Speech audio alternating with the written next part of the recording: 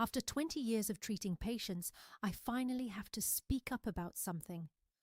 What most people are being told about the swelling in their legs is simply wrong, and it is costing them years of comfort they did not have to lose.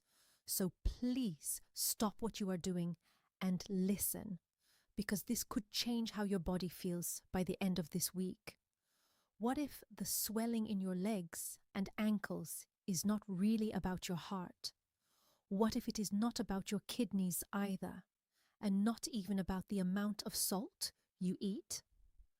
What if the real reason your ankles puff up by the end of the day comes down to a single nutrient that most people over 50 are quietly running low on without ever realizing it?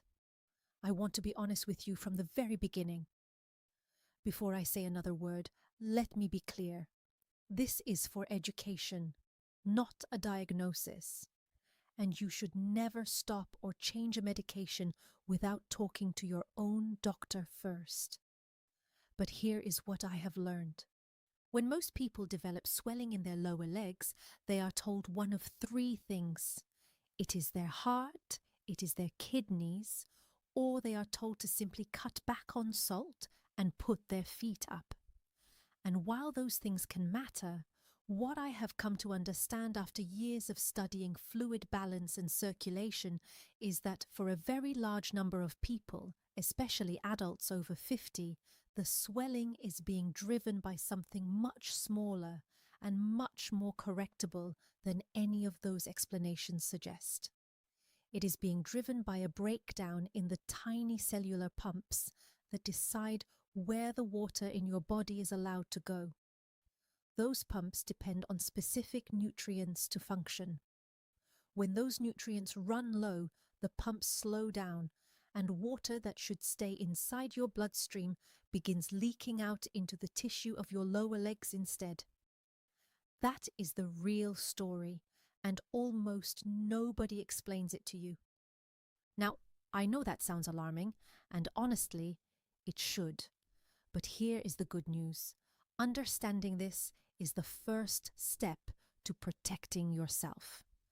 For 20 years, I sat across from people who came in frustrated, embarrassed, sometimes a little scared, pointing down at ankles that had swollen so much the sock left a deep red ring in the skin.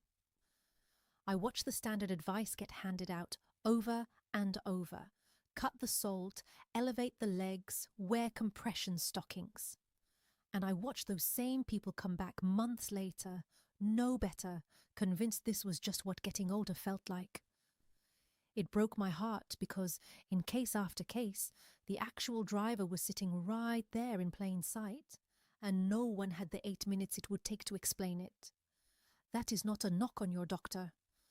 Your doctor is doing exactly what a 15-minute appointment allows. But I have the time right now, and you have your attention. So let me give you the whole picture.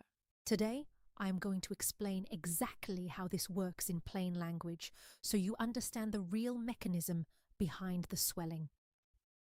Then, I am going to tell you about the one nutrient that sits at the very center of this entire process, the nutrient that controls whether those cellular pumps run properly or grind to a halt.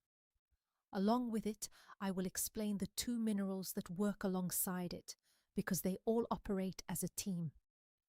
And stay with me to the end, because the nutrient I save for last is the one that makes everything else actually work.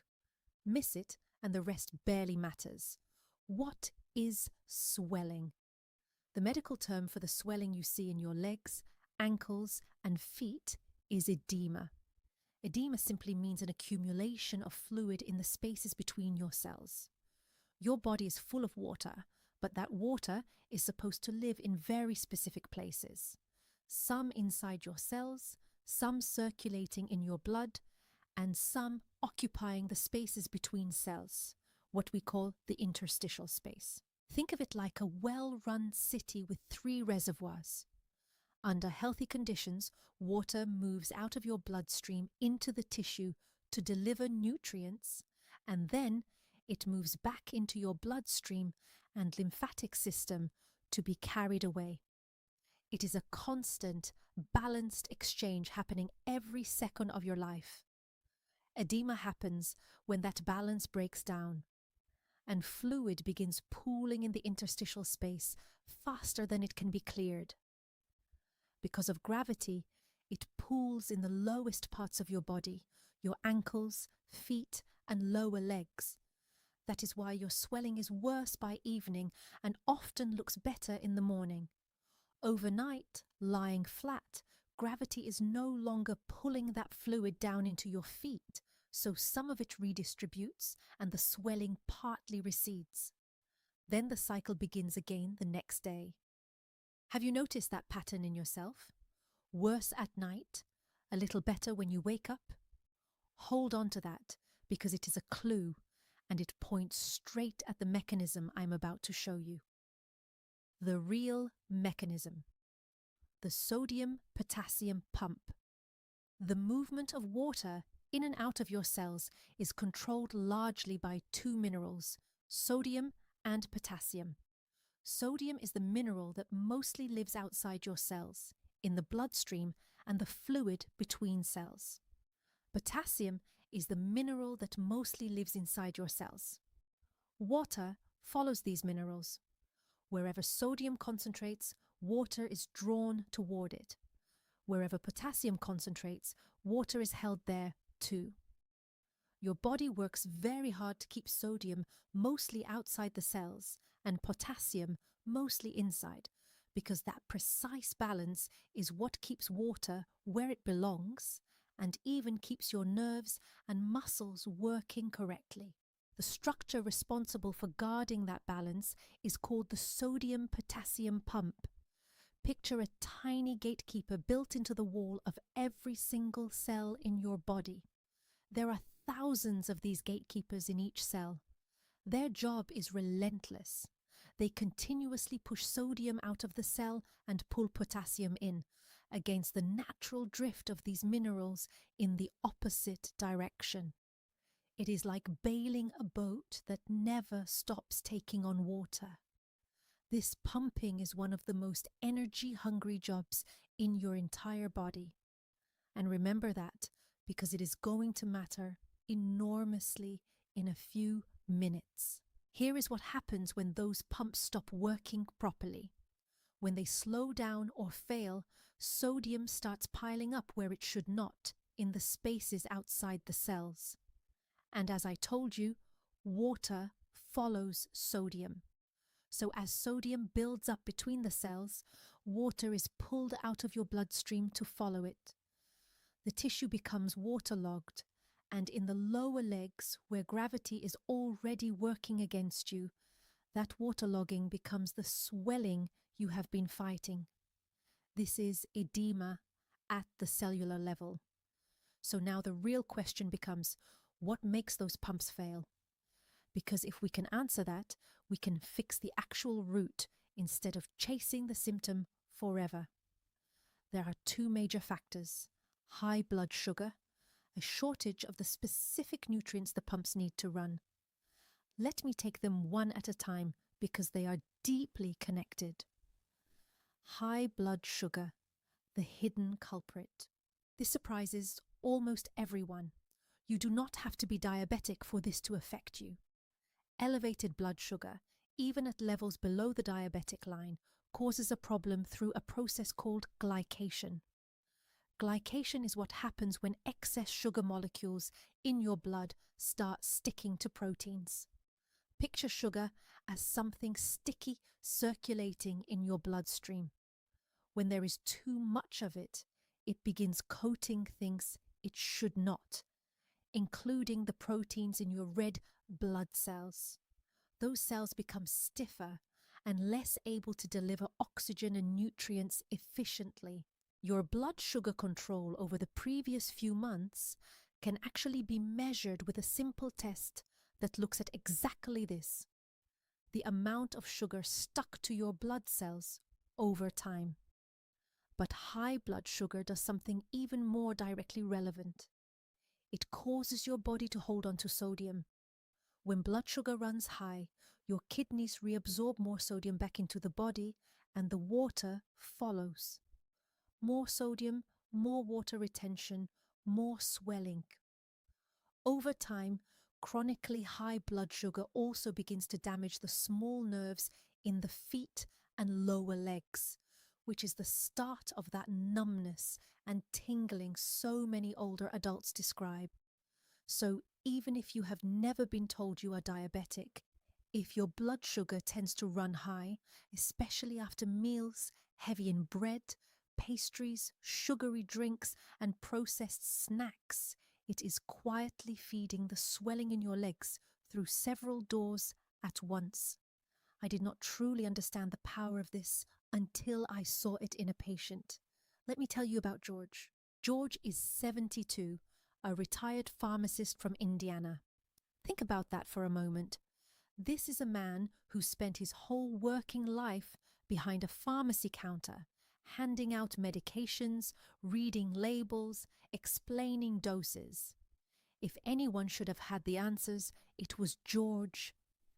And yet, by the time he sat down across from me, his ankles were so swollen by evening that he could not get his shoes back on after dinner.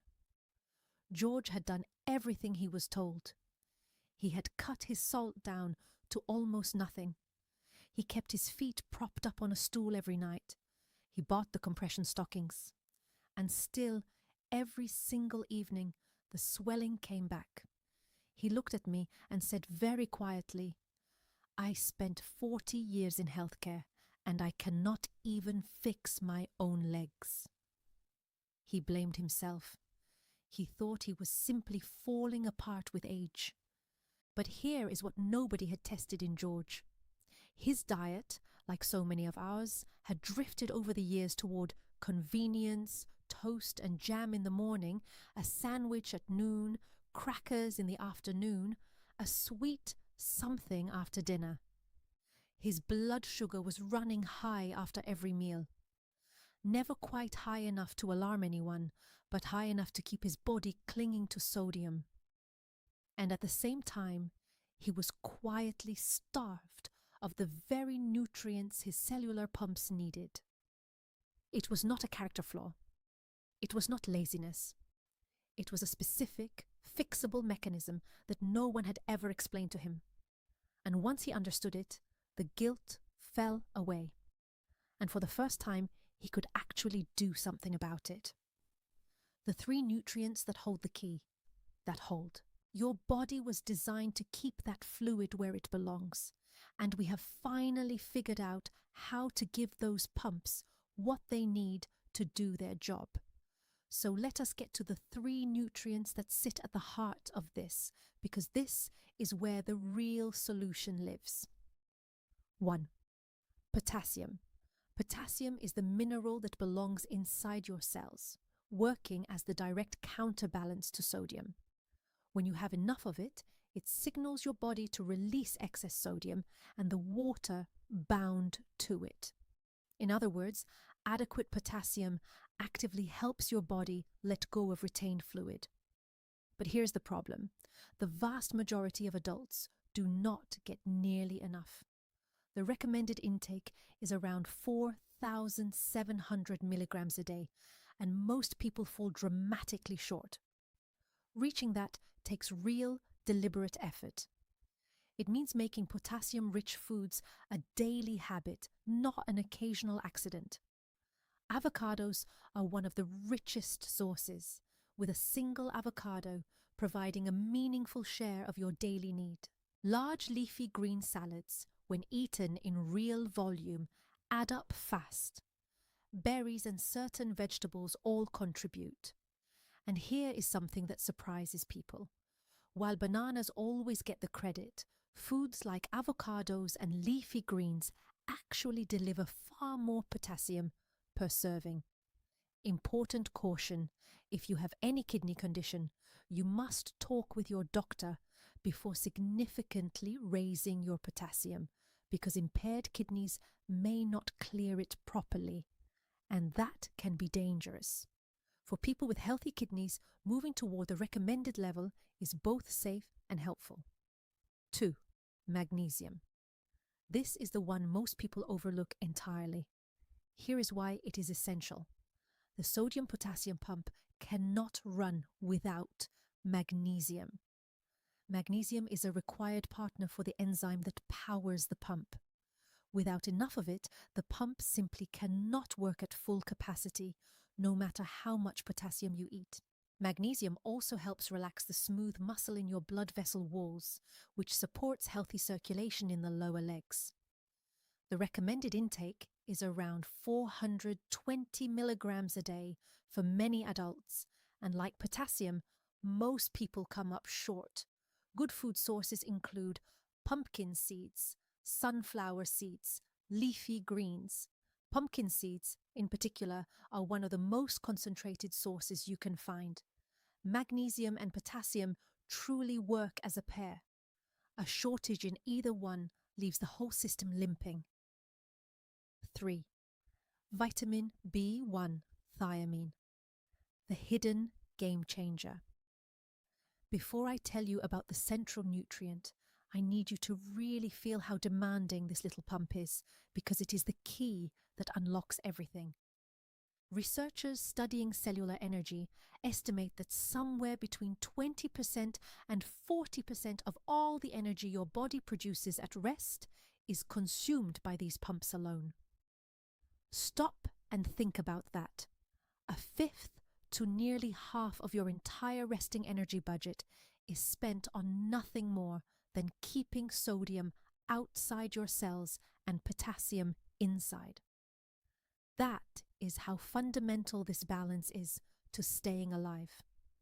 Your body considers it so essential that it is willing to spend an enormous fraction of its energy maintaining it every second of every day. And here is the crucial part. Anything that runs on that much energy is extremely vulnerable to an energy shortage. If the fuel supply falters even slightly, these pumps are among the first systems to feel it, because they are burning through so much of it. That single insight leads us straight to the nutrient at the very center of everything, vitamin B1, also known as thiamine. And almost nobody talks about it in the context of swollen legs. Here is why it matters so much. Running those pumps takes a constant supply of cellular energy, and that energy comes from your cells converting the food you eat, particularly carbohydrates, into a usable form. That conversion absolutely requires vitamin B1. Thiamine is an essential partner in the pathway that turns sugar into energy. Without enough of it, your cells cannot efficiently make the energy they need. And one of the very first systems to suffer is the energy-hungry sodium-potassium pump. Do you see what that means? Even if you have plenty of potassium and plenty of magnesium, if you are low in vitamin B1, the pumps still cannot run because they are starved of the fuel they require. The sodium builds up, the water follows, and the legs swell. This is why a quiet B1 shortage is so often the hidden factor behind stubborn swelling that does not respond to the usual advice. And here is the cruel irony that makes it so common, especially in older adults eating a typical modern diet. Eating large amounts of refined carbohydrates and sugar actually depletes your vitamin B1. The more refined carbs and sugar you eat, the more thiamine your body burns through trying to process it. And refined carbohydrates have had most of their natural thiamine stripped away during a processing. So, you are increasing your thiamine demand while shrinking your thiamine supply at the same time. The result is a slow, quiet shortage that builds over months and years, mirroring the slow creep of leg swelling that so many people just accept as aging. The practical plan. Here is how to actually put this to work. Make potassium a daily priority. Aim toward that 4,700 milligrams target through whole foods. Make avocado a regular habit. Build large leafy green salads. Add berries and potassium-rich vegetables throughout the day. If you genuinely struggle to get there through food alone, a quality electrolyte powder that contains potassium without hidden sugars can help bridge the gap. Read the label carefully because many sports products are loaded with sugar that works directly against you. Get enough magnesium. Aim toward that 420 milligrams target. Bring in pumpkin seeds, sunflower seeds, and leafy greens regularly. Correcting magnesium supports not only the pump, but also your sleep, muscles, and blood pressure. Protect your vitamin B1. The single most powerful thing you can do is dramatically reduce refined carbohydrates and sugar. That accomplishes two things at once. It stops the ongoing drain on your thiamine. It lowers the blood sugar that has been driving the sodium retention. Whole food sources of thiamine include sunflower seeds, legumes, beans, lentils, nutritional yeast, whole, unprocessed grains in moderation. Some people with a significant shortage choose to supplement thiamine directly. If you are considering that, a conversation with your doctor is the right place to start. When you bring these three together, adequate potassium, adequate magnesium, and restored vitamin B1 while cutting the sugar and refined carbs that have been undermining all of them, you are finally addressing the real root of the fluid retention. Instead of chasing the swelling after it shows up, you are giving the pumps the minerals they need and the energy they require so they can do the job they were built to do. Keeping sodium and water where they belong and out of the tissue of your lower legs. Why this is so often missed. When you walk into a doctor's office with swollen legs, the right first step is to check for the serious causes, the heart, the kidneys, the liver, and to rule out a blood clot.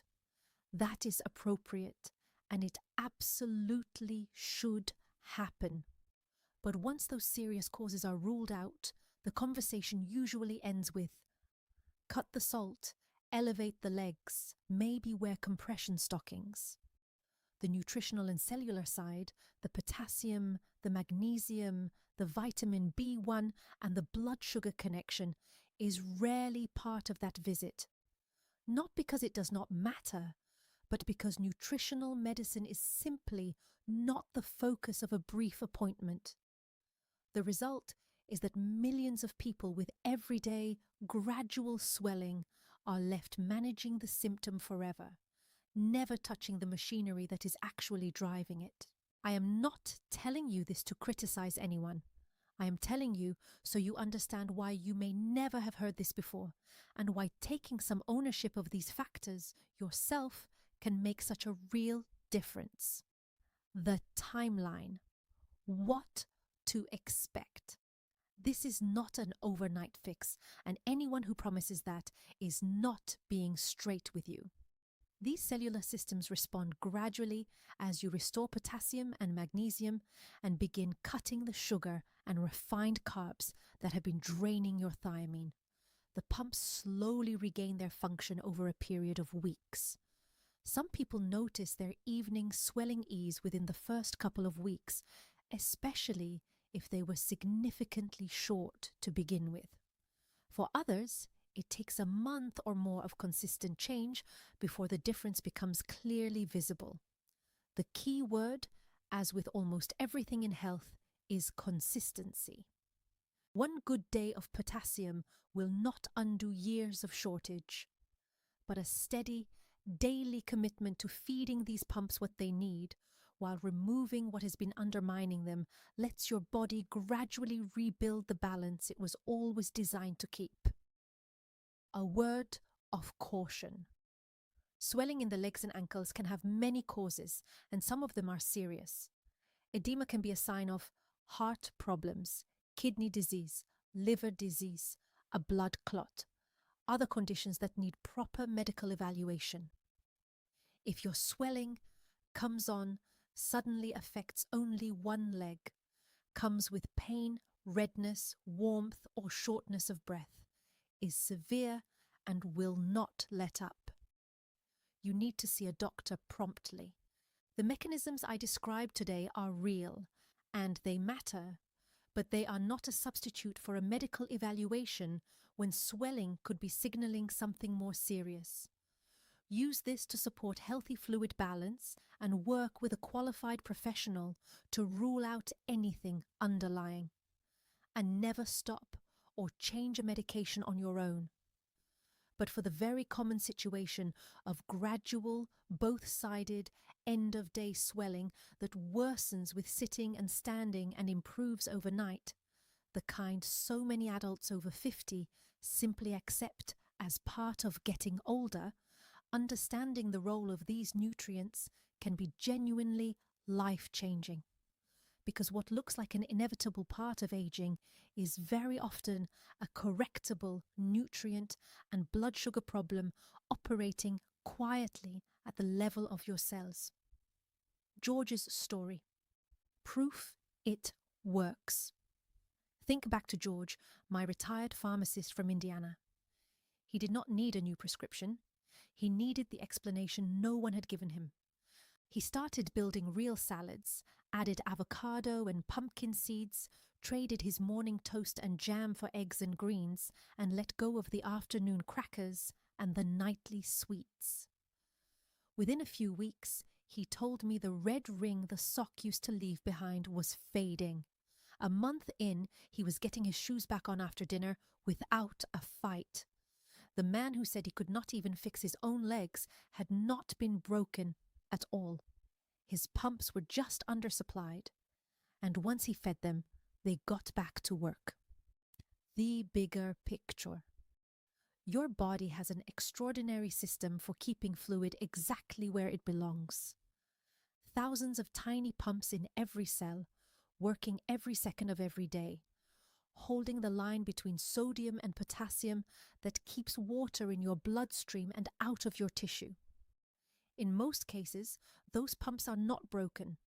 They are simply short on the potassium and magnesium they need as raw material, the vitamin B1 they need for energy. Overwhelmed by the sugar and refined carbs draining the whole system, give them what they need, remove what has been undermining them, and they will get back to doing what they have always been capable of doing. That is the real story behind swollen legs and ankles.